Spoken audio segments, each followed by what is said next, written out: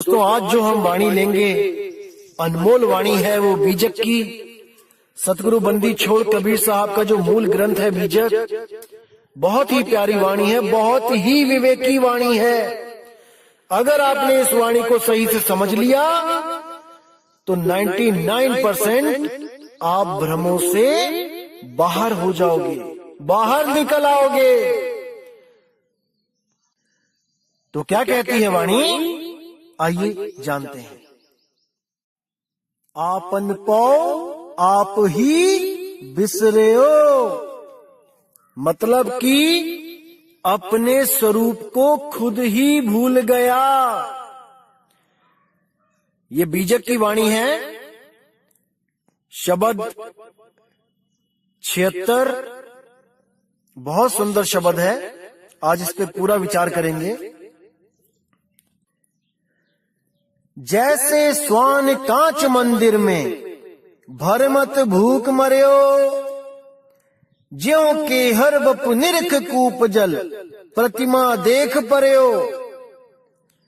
यानी कि जैसे कांच के मंदिर में अगर कोई स्वान यानी कुत्ता घुस जाए तो वो देखता है कि चारों तरफ जो कांच लगा है उसके अंदर उसकी प्रतिमा दिखाई देने लग जाती है, उसका प्रतिबिंब दिखाई देने लग जाता है।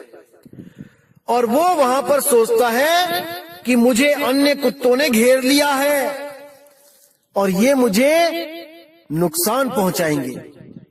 और वो उन कुत्तों की तरफ देख के, यानी अपने ही प्रतिबिंब की तरफ देख के भौंक भौंक के अपने प्राणों को त्याग देता है। मरता मरता भी भौंकता रहता है, क्योंकि वो अपने निज स्वरूप को नहीं जानता। वो अपने निज स्वरूप को भूल चुका है, भूल चुका है। एक छोटी सी कहानी सुनाता हूं। एक बार एक राजा ने ऐसा ही एक महल बनवाया, शीश महल, जिसमें कांच ही कांच लगे थे। तो राजा को पता था कि कोई भी कुत्ता अगर शीश महल में जाता है तो भौंक भौंक के मर जाता है। तो राजा को एक खेल सूझा। उसने पूरे शहर में ढिंढोरा पिटवा दिया कि भाई जो भी अपने कुत्ते को इस शीश महल में एक रात बिता देगा उसको मैं अपना आधा राज्य दान में दे दूंगा, इनाम में दे दूंगा। तो बड़े बड़े लोग आए, बड़े बड़े ट्रेंड कुत्ते आए, और जैसे ही उनको छोड़ा गया तो एक रात में क्या हुआ, वो भौंक भौंक के उन्होंने अपने प्राण त्याग दिए। शाम को कुत्ता डाला जाता और सुबह को उसकी लाश निकाली जाती। सब बड़े हैरान परेशान कि भाई इतने प्यारे प्यारे कुत्ते ये काल के मुंह में चले गए, लेकिन कोई भी जीवित वापस बाहर ना आ पाया। तो एक बार क्या होता है, एक बहुत ही होशियार आदमी होता है, वो भी अपने कुत्ते को लेके जाता है राजा के पास। कहता है, महाराज मेरे कुत्ते को भी इस शीश महल में जाने का मौका दो। तो महाराज कहते हैं, क्या तुम्हें अपने कुत्ते से प्रेम नहीं है? बहुत ही सुंदर कुत्ता होता है वो कहता है, जी मुझे पूरा प्रेम है अपने कुत्ते से, आप इसको अंदर जाने का मौका तो दो। तो राजा कहता है, चलो ठीक है। तो शाम को उस कुत्ते को जब शीश महल में भेजा जाता है और दरवाजे लगा लिए जाते हैं और पूरी रात बीत जाती है, जब सुबह को खोला जाता है तो देखते हैं कि कुत्ता वहीं पर बैठा हुआ है और कभी इस शीशे को देखता है, कभी उस शीशे को देखता है, कभी उस शीशे को देखता है, लेकिन भौंकता नहीं है। राजा बड़ा परेशान, ऐसा कैसे हो सकता है भाई? अरे सारे शहर के कुत्ते मर गए, लेकिन ये कैसा कुत्ता है भाई, ये क्यों नहीं भौंकता है?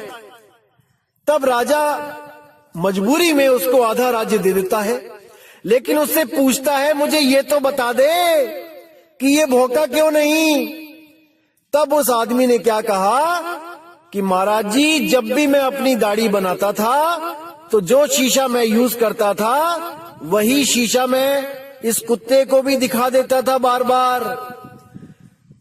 तो जैसे ही मैं यूज करता था वही शीशा उसको भी बार बार दिखाने से उसको भी समझ आ गया कि इसमें जो कुत्ता दिखाई दे रहा है वो मेरा ही प्रतिबिंब है, मेरा ही प्रतिबिंब है, मेरी ही नकल है, ये असल नहीं है।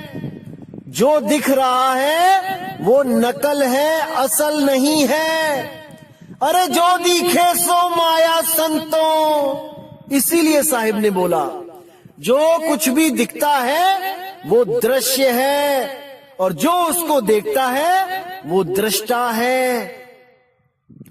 इसीलिए कुत्ता भी समझ चुका था कि मैं दृष्टा हूं, मुझसे भिन्न कुछ नहीं है, सब भ्रम भूत है, मेरे सिवा कुछ भी सत्य नहीं है। इसलिए वो कांच के मंदिर में बैठकर भी अपने प्रतिबिंब को भली भांति जान रहा था कि वो सब मेरी ही नकल है। लेकिन कुछ लोग जो इस कुत्ते से भी गए गुजरे हैं विवेक बुद्धि में, वो उस प्रकाश को देखकर, वो किसी आकृति को देखकर, वो किसी महलों को देखकर, वो आम के बगीचों को देखकर, सोने की सड़कों को देखकर उनको असल मान बैठते हैं कि वो सब असल है, असली स्वर्ग है, असली सतलोक है, असली अगम अनामी लोक है। अरे मेरे भाई ये सब नकल है। जो दिखे सो माया संतों, रंग बदले बहरूपिया। समझ जाओ, समझ जाओ, समझ जाओ, फिर मौका नहीं मिलेगा मेरे भाई, समझ जाओ। तो कहते हैं जैसे सोन कांच मंदिर में भरमत भूख मर्यो, ज्यों के हर बपू निरख कूप जल प्रतिमा देख पर्यो। जैसे एक शेर की कहानी सुनी थी आपने, वो शेर जब कुएं में अपनी ही प्रतिमा को देखता है और सोचता है कि कोई और शेर आ गया है जो मुझे चैलेंज कर रहा है लड़ने के लिए, तो वो उस कुएं में छलांग मार देता है और अपने प्राणों को खो देता है। केवल इसीलिए क्योंकि वो नहीं समझ पाता कि जो दिखे सो माया। अरे जो प्रतिबिंब दिख रहा है वो मेरा ही छाया है, मेरा ही नकल प्रतिबिंब है, असल तो मैं कुएं से बाहर हूं। नहीं समझ पाता। अब कहते हैं वैसे ही गज फटक शिला में दशनन आन अर्यो, मरकट मूठ स्वाद नहीं बिहुरे, घर घर रटत फिर्यो। जैसे जंगल में एक शिला होती है तो हाथी अपने स्वरूप को ना पहचानने के कारण उस शिला को हाथी समझ जाता है और सोचता है कि कोई और हाथी मुझे चैलेंज कर रहा है झगड़ा करने के लिए, और उस शिला पर वो धक्का दे दे के अपने सिर से लड़ लड़ के उस शिला से अपने प्राण त्याग देता है, वहां पे अड़ जाता है। दशनन आने अड़ियो, मरकट मूठ स्वाद नहीं बूहरे, घर घर रटत फिर्यो। जो बंदर पकड़ने वाले जो होते हैं वो क्या करते हैं, कुछ चने लेते हैं, जमीन पे बिखेर देते हैं और वहीं पर एक जमीन में एक सुराही गाड़ देते हैं जिसकी गर्दन बहुत पतली होती है सुराही की, और उसके अंदर भी कुछ चने के दाने फेंक देते हैं। तो बंदर जब ऊपर के चने सब खा लेता है जमीन के और देखता है कि सुराही में क्या है, जब उसको दिखता है कि चने हैं तो वो अपना हाथ डालता है। जब हाथ डालता है तो सीधा डल जाता है, लेकिन जब वो मुट्ठी भर लेता है चने की तब उसका हाथ बाहर नहीं आता, क्योंकि वो मुट्ठी दबोच लेता है, टाइट कर लेता है। चने दबोचता है, मुट्ठी टाइट हो जाती है, वो लॉक लग जाता है, फंस जाता है। अब वो अगर चने छोड़ के हाथ बाहर निकाल ले तो वो आजाद हो सकता है, लेकिन उसको लगता है कि मेरा किसी ने हाथ अंदर पकड़ लिया है, क्योंकि जब मैंने हाथ डाला था तब तो बड़े आराम से डल गया था, अब मैं निकाल रहा हूं तो हाथ निकल नहीं रहा है, मुझे किसी ने पकड़ लिया है। केवल और केवल उस लालच के कारण। अगर वो मुट्ठी खोल दे तो वो बाहर आ सकता है, लेकिन मुट्ठी बंद रखता है क्योंकि चने ना कहीं छूट जाएं। तो एक मुट्ठी चने के कारण वो पूरी उम्र घर घर नाचता है, घर घर नाटक करता रहता है और महादुख पाता है, आजादी को हमेशा के लिए खो देता है। ये केवल और केवल अपने निज स्वरूप को ना जानने के कारण मेरे भाई। तो आगे कहते हैं, कहें कबीर ललनी के सुवना तोहे कवन पकड़ियो। नलनी के सुवना का मतलब क्या है? आपने देखा होगा कि तोता पकड़ने वाला जो शिकारी होता है वो क्या करता है, तोते को पकड़ने के लिए एक खोखली पाइप लेके आता है, जो अंदर से खोखली होती है, उसको एक धागे में बांध देता है। जैसे कपड़ा सुखाने के लिए जो एक तार बंधी होती है, मान के चलो कि उसी में एक पाइप जो खोखली है वो चढ़ा देता है ऊपर, अंदर धागा है, ऊपर पाइप है, और नीचे रख देता है बहुत बड़ा टब पानी से भर के, और उसी पाइप पे बांध देता है मिर्ची। अब तोता जब दूर से देखता है कि मिर्ची बंधी है तो उसको नहीं पता होता है कि ये पाइप है कि ये एक डाल है या एक तार है जिसपे मैं जाके बैठूं। उसको यही लगता है कि एक बैठने के लिए जगह बनी हुई है जिसपे मैंने जाके बैठ जाना है। तो जैसे ही वो वहां पे जाता है, जैसे ही वो पाइप पे बैठता है, वो पाइप क्या होती है, वो घूम जाती है। अब तोता जहां सीधा बैठता है वो उल्टा हो जाता है, और जैसे ही उल्टा होता है एकदम उसकी नजर नीचे पड़े, पानी पे पड़ती है और वो डर जाता है। डर के मारे उसके जो पैर होते हैं अपने आप टाइट हो जाते हैं, कस के पकड़ लेता है। कस के पकड़ने के कारण वो पूरा उल्टा लटका होता है और वो सोचता है कि मुझे किसी ने बहुत जोर से पकड़ लिया है, और इस ललनी ने इस पाइप ने मुझे कस के पकड़ लिया है और अब ये मुझे छोड़ नहीं रही। इसी भ्रम में वो लटका रह जाता है और शिकारी आके उसको दबोच लेता है। अगर वो ये भ्रम निकाल दे कि इसने मुझे पकड़ा हुआ है और इस ज्ञान में आ जाए कि मैंने पकड़ा है इसको, मैं छोड़ के इसको उड़ सकता हूं, अगर इस ज्ञान को वो ग्रहण कर ले तो वो कभी भी पिंजड़े में कैद ना हो पाए। लेकिन अज्ञानतावश वो यही समझता रहता है कि इस नलनी ने, इस पाइप ने मुझे पकड़ लिया है और मैं अब उड़ नहीं पाऊंगा। बस इसी भ्रम में वो शिकारी के हाथ लग जाता है। इसीलिए साहिब बोल रहे हैं, कहें कबीर ललनी के सुवना तोहे कवन पकड़ियो। अरे तुझे किसने पकड़ा है रे? तूने पकड़ा है इसको। इसीलिए बोल रहे हैं, हे जीवात्मा तुझे कोई नहीं पकड़ सकता, काल तुझे नहीं पकड़ सकता, माया तुझे नहीं पकड़ सकती, 3 गुण तुझे नहीं पकड़ सकते, 5 तत्व, 25 प्रकृति, 10 इंद्रियां तुझे नहीं पकड़ सकते। तू आजाद है, लेकिन तूने इसे पकड़ रखा है, इसलिए तू गुलाम है, इसीलिए तू गुलाम है। अगर तुझे कोई ऐसा गुरु मिल जाए जो तुझे तेरा निज स्वरूप लखा दे और इस जड़वत प्रकृति से तुझे अलग कर दे, तो तुझे कोई नहीं पकड़ सकता। अरे नलनी के सुवना तोहे कवन पकड़ियो, तुझे कौन पकड़ सकता है? अर्थात कोई नहीं। अरे ये धरती हांडी भई, ढकना भयो आकाश, 3 लोक ईंधन भया, जीव को कहा निकास। सदगुरु हांडी फोड़ के ढकना दियो उघार, और सुरत चली सतलोक को काल रहा झक मार।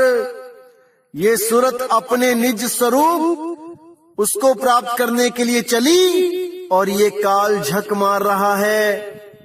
ये उसको नहीं पकड़ सकता क्योंकि उस सुरत के बिना ये बेजान है, जड़ है। केवल उस सुरती की वजह से ये तन और मन चलायमान है, ये जीवित हैं।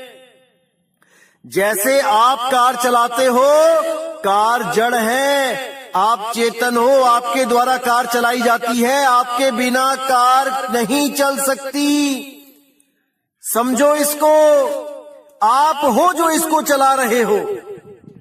इसी तरह तन और मन आपको नहीं पकड़ सकते, क्योंकि आपके बिना ये मुर्दा है, मुर्दा।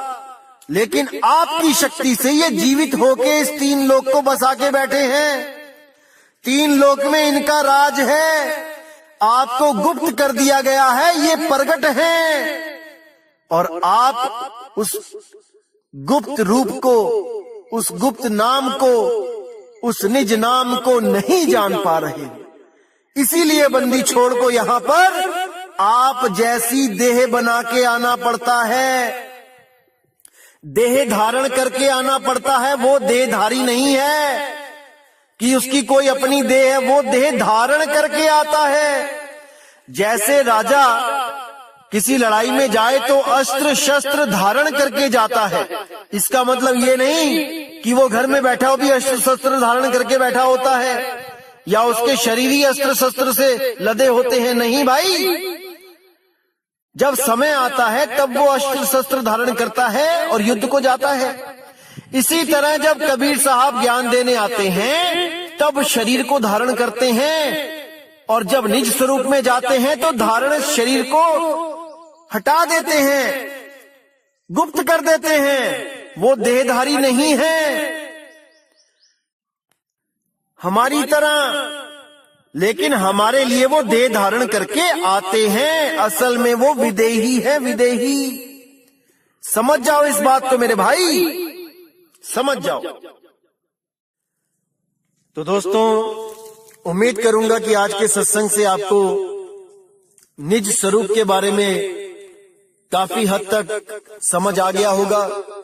और कुछ लोग आपको भ्रमित करने की कोशिश कर रहे हैं कि देखो, जैसे कांच के मंदिर में कुत्ता भौंक भौंक के मर जाता है अपने निज स्वरूप को देखता हुआ, ऐसे ही आप भी मर जाओगे, भ्रमित हो जाओगे। दोस्तों, वो निज स्वरूप दिखता नहीं है। जो दिख रहा है वो निज स्वरूप नहीं है, वो प्रतिबिंब है। उन लोगों को इतना भी नहीं समझ में आ रहा है कि शीशे में निज स्वरूप नहीं दिखाई देता है, प्रतिबिंब दिखता है। निज स्वरूप वो होता है जो शीशे में देख रहा होता है, वो शीशे से बाहर होता है। और जिसको निज स्वरूप का ज्ञान होता है वो किसी भी चीज को देख के भ्रमित नहीं होता है। भाई, अभी आप और ज्ञान अर्जित करो, तब इस ज्ञान के मैदान में आना मेरे भाई। तो आप लोगों ने इन लोगों की बातों पे बिना विवेक किए भरोसा नहीं करना है मेरे भाई। इन लोगों को बोलने दो क्या बोलते हैं, आप केवल विवेक करते रहो कि ये क्या कह रहे हैं, क्या समझाना चाहते हैं, कहीं ये खुद भ्रमित तो नहीं है जिनकी बातों में आके आप और भ्रमित हो जाओ। बिल्कुल पूरा विवेक लगा देना है आपने। किसी भी सत्संग को सुनने में जो मेरे खिलाफ बोलते हैं उसको 10 बार सुनो, समझो कि कहां पर वो गलती कर रहा है। अगर आपने उसकी गलती को पकड़ लिया तो मैं समझ लूंगा कि आप में विवेक शक्ति जाग चुकी है मेरे भाई, जाग चुकी है। अब आप इस लायक हो चुके हो कि आप उस अनमोल ज्ञान को ग्रहण कर सको।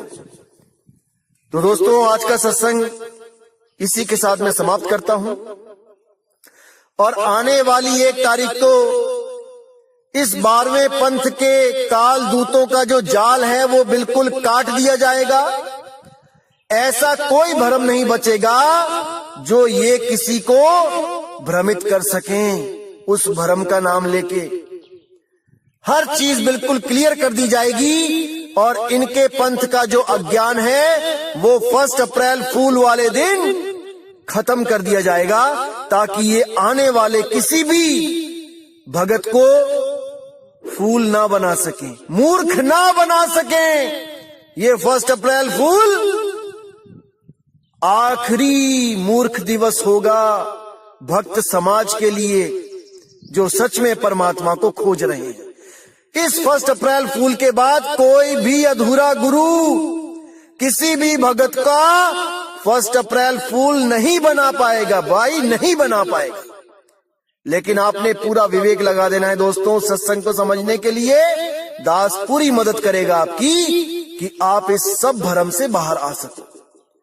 तो दोस्तों मुझे विदा दीजिए। जय गुरु बंदी छोड़ वैराग साहेब, जय गुरु बंदी छोड़ साधु शरण साहेब, जय गुरु बंदी छोड़ मदन साहेब, जय जय सतगुरु बंदी छोड़ सतगुरु कबीर साहिब की सदा ही जय हो, सदा ही जय हो मेरे मालिक की साहिब बंदगी सतनाम।